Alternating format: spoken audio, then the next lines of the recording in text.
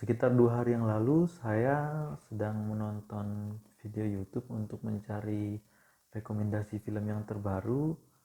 Kemudian saya melihat salah satu channel YouTube yang bernama Cinecrip. Dia itu merekomendasikan sebuah film yang katanya itu mirip dengan Parasite, film Korea yang kemarin meraih penghargaan Oscar. Nah, karena saya penasaran, maka saya pun menontonnya. Dan berikut ini adalah pendapat dari saya. Sebelumnya saya belum menonton uh, review dari mereka, saya hanya melihat judul film yang mereka rekomendasikan.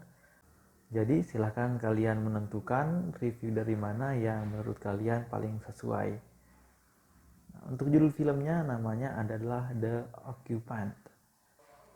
Film ini merupakan film yang bersetting di negara Spanyol, dan karena itu film ini juga menggunakan bahasa Spanyol. Jadi sinopsisnya itu secara umum ada sebuah keluarga yang terpaksa harus pindah ke rumah yang baru dari rumah yang bagus di apartemen yang sangat mewah menjadi ke apartemen yang kecil dan sederhana. Ya, untuk ukuran orang Spanyol mungkin sederhana ya, tapi kalau untuk ukuran orang Indonesia sepertinya itu sudah merupakan apartemen yang sangat ya cukup bagus seperti itu. Nah, si kepala keluarga ini mencari berbagai macam cara untuk kembali lagi ke rumah lamanya. Nah, seperti itu adalah uh, ide utama dari cerita ini. Sekarang kita beralih ke alur cerita. Jadi alur ceritanya, mereka pindah ke rumah baru tersebut dengan terpaksa. Jadi ada orang kaya raya yang terpaksa harus pindah ke rumah baru karena sang kepala keluarga yang bernama Javier itu dipecat dari pekerjaannya sebagai seorang mungkin semacam perusahaan iklan perumahan, semacam itulah. Dia yang perusahaan-perusahaan yang mengiklankan rumah-rumah ke penduduk, ke orang-orang. Nah, suatu hari dia dipecat, entah itu karena memang kinerjanya yang kurang baik atau entahlah. Di film itu saya juga kurang memahami ya, karena di awal-awal um, film itu terasa sangat membosankan dan saya ingin bertahan karena saya penasaran seperti apa sih filmnya. Nah, jadi dia dipecat semacam itu, kemudian dia mencoba mencari pekerjaan baru tetapi dia tidak mendapatkan pekerjaan yang dia inginkan. Nah, kemudian di tengah-tengah kestresan itu dia kemudian kembali ke rumah lamanya dan melihat keluarga baru yang tinggal di situ sangat bahagia. Dan kalau dilihat dari film, si laki-laki tersebut, si Javier ini cemburu kepada si laki-laki kepala keluarga yang baru itu dan melihat keluarga yang ada di sana itu adalah keluarga yang dia impikan. Jadi keluarganya itu ada satu orang, keluarga di Javier itu ada satu orang istri dan satu orang anak. Istrinya ini setiap hari suka marah-marah. Kemudian anaknya ini anak yang obesitas, dan si Javier ini tidak ingin anaknya obesitas. Jadi dia ingin membuat anaknya menjadi langsing, ingin anaknya menjadi tidak obesitas lagi. Nah, di keluarga yang baru ini dia melihat istrinya itu istri yang sangat cantik, bahagia, semacam itu mungkin ya. Kemudian dia melihat anaknya itu adalah anak perempuan, anak kecil yang tidak obesitas, yang anak perempuan yang gembira, semacam itu ya. Kesempatan itu datang ketika kunci rumah lamanya itu tertinggal di mobilnya. Dan saya juga kurang mengerti kenapa si orang yang baru ini tidak mempertanyakan masalah apakah ada kunci duplikat atau semacamnya. Karena sepemikiran saya, kalau orang yang baru beli rumah baru pasti dia um, mempertanyakan apakah ada duplikatnya, atau bagaimana, atau setidaknya dia pasti mengganti kuncinya. Jadi si Javier ini menggunakan kunci rumah lamanya untuk pergi bernostalgia dengan rumah lamanya, karena sepertinya dia belum bisa menerima. Nah, pada saat dia masuk ke rumah tersebut secara diam-diam, pada saat keluarga yang baru tersebut sedang pergi keluar untuk bekerja dan sekolah, si Javier ini melihat dan mempelajari kebiasaan isi rumah tersebut, mulai dari sang ayah, sang ibu, dan kemudian sang anak. Nah, dari pengetahuan itu, kemudian si Javier ini memiliki rencana yang jahat. Dia berusaha untuk mengambil alih kembali rumah tersebut dengan cara dia ingin secara halus masuk ke dalam keluarga tersebut secara diam-diam dan mengadu domba sang suami dan sang istri sehingga bercerai. Nah, akhirnya dia berhasil. Jadi di sebuah gereja itu ada semacam forum curhat yang melingkar seperti itu.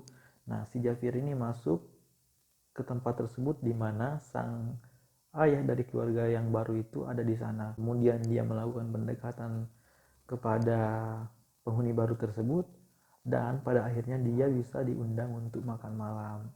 Disitulah mulai dia mengadu domba keluarga tersebut. Dia juga mencoba mendekati sang anak kecil di keluarga tersebut untuk mendapatkan simpati dari sang istri dan sang anak. Dia mengadu domba istri dan suami, kemudian dia mendapatkan hati si anak. Nah, singkat cerita, si Javier ini berhasil mengadu domba keluarga tersebut, berhasil mengambil hati si anak, dan di akhir film akhirnya si suami istri yang baru tersebut bertengkar dan diakhiri dengan kematian sang suami yang disabotase oleh si Javier. Nah, setelah si suami mati, si Javier karena setelah melakukan pendekatan sebelumnya, dengan liciknya dia menjadi suami baru bagi sang istri tadi. Dan pada keadaan tersebut dia masih belum bercerai dengan istri lamanya. Nah, di akhir film, istri lamanya ini memergoki si Javier, tapi sayangnya si Javier lebih licik lagi karena dia mengancam kalau dia melaporkan ke polisi bagaimana konspirasinya dia terhadap keluarga tersebut. Si Javier mengancam akan mengambil seluruh harta-harta yang telah diberikan kepada istri dan anak lamanya. Nah, kemudian film berakhir dengan kemenangan si Javier dengan beristri dua. Nah, itu dia gambaran umum jalan ceritanya. Ada satu hal yang menurut saya menarik, dia mengangkat tema tentang kekerasan anak atau pelecehan anak. Jadi perjuangan si Javier ini dalam adu domba keluarga tersebut itu tidak mulus sebenarnya. Jadi ada seorang tukang kebun yang tinggal di apartemen mewah mereka itu mengetahui bahwa Javier ini sedang melakukan adu domba. Nah, dia mengancam akan membocorkan rahasia Javier, tapi dengan imbalan yang pertama dia ingin Javier mencuri celana dalam dari rumah tersebut. Tetapi yang dia curi bukan celana dalam sang istri, tetapi celana dalam si anak perempuan kecil itu yang umurnya sekitar 7 atau 8 tahun seperti itu. Nah, kemudian yang kedua, yang lebih ekstrim lagi, si tukang kebun ini meminta Javier untuk memasang CCTV yang berbentuk mainan di kamar si anak perempuan tersebut untuk memata-matai si anak perempuan tersebut. Nah, sebenarnya kalau tidak ada cerita ini pun sebenarnya film ini jadi sebenarnya. Cuma sebenarnya sepertinya si sutradara film atau si pembuat cerita film ini ingin memasukkan cerita tersebut supaya orang-orang sadar bahwa pentingnya kita memperhatikan tentang kasus-kasus pelecehan anak seperti itu. Saya pribadi pas melihat adegan itu sangat shock dan tidak menyangka kalau si tukang kebun itu menginginkan hal itu. Bayangan saya ketika si tukang kebun mengancam itu, dia itu ingin misalnya bagi harta, ingin dibelikan barang-barang mewah seperti itu, tetapi tidak. Ternyata yang dia minta benda-benda yang sama sekali di luar dari pikiran kita, pikiran saya. Ada sebuah adegan di mana si tukang kebun ini memberikan bunga kepada si anak kecil itu, dan mukanya itu gimana ya, pertama saya melihatnya saya langsung mikir, wah ini si kakek-kakek ini, si tukang kebun ini nggak beres nih, tiba-tiba memberikan bunga kepada si anak kecil itu.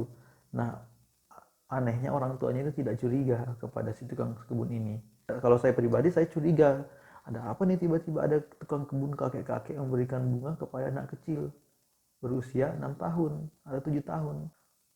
Hal yang saya sukai dari film ini adalah bagaimana si Javier ini dengan cerdiknya merencanakan cara mengambil rumahnya itu dari sejak awal, dari sejak pertama dia masuk ke rumahnya, memperhatikan komputer si kepala keluarga, si ayah, memperhatikan bahwa si anak itu ternyata suka senam, kemudian memperhatikan bahwa sang istri itu sebelumnya telah mengalami KDRT. Semuanya itu dia dia rangkai, dia rencanakan sedemikian rupa untuk menciptakan strategi untuk mendekati si keluarga itu, kemudian menghack keluarga tersebut ya. Itu yang saya suka. Kalau yang tidak saya suka itu, menurut saya endingnya itu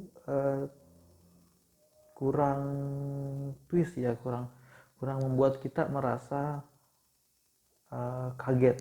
Kenapa? Karena di bagian akhir ketika si Javier ini menang, akhirnya mendapatkan apa yang dia impikan, yaitu rumahnya lamanya, tiba-tiba istrinya datang, dan saya itu mengharapkan ada ending yang tidak terduga, misalkan tiba-tiba Javier kemudian ketahuan dan dia akhirnya yang dipenjara. Tetapi ternyata pada saat istrinya datang, ya si Javier dengan mudah saja mengancamnya bahwa dia akan mengambil harta benda yang telah dia serahkan. Menurut saya pribadi, endingnya itu harusnya cukup sampai di ketika dia berhasil mendapatkan rumah lamanya dan berhasil masuk ke dalam keluarga baru tersebut. Ada sebuah adegan di mana dia akhirnya membuka jendela rumahnya yang pemandangannya sangat bagus, dan pada saat itu dia senyum dengan senyum kemenangan. Nah, menurut saya endingnya cukup sampai di situ saja, langsung ke end screen semacam itu, dan sudah tidak perlu ada adegan si istrinya yang memergoki dia.